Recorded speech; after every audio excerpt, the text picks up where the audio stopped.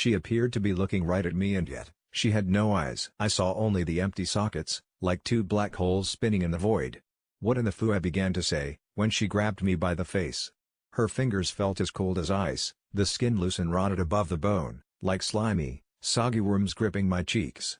She wrenched my mouth open, her black, fetid tongue rolling out of her mouth like a snake. It kept coming, twisting, inches of it and then feet, covered in sores and smelling of rotting meat. Her empty black sockets continued to stare at me as it probed my lips with its tip. Then, without warning, the tongue shot out and went into my mouth. It tasted horrible, like raw meat left out on a hot day. I tried to pull away, whimpering, kicking and scratching, but attacking the woman felt like fighting a statue.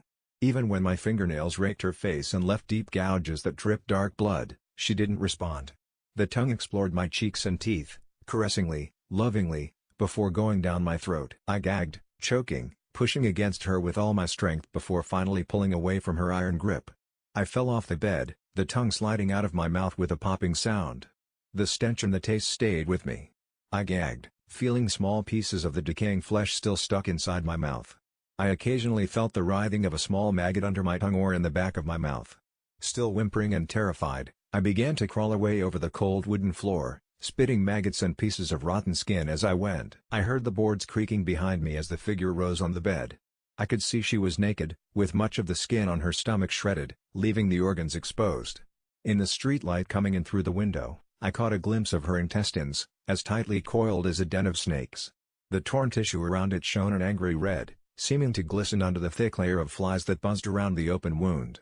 "Help me!" I cried, hoping one of my neighbors would hear and call the police. "God, please someone help me!" Just as I made it to the bedroom door, I felt cold hands wrapping around my ankle, starting to pull me back.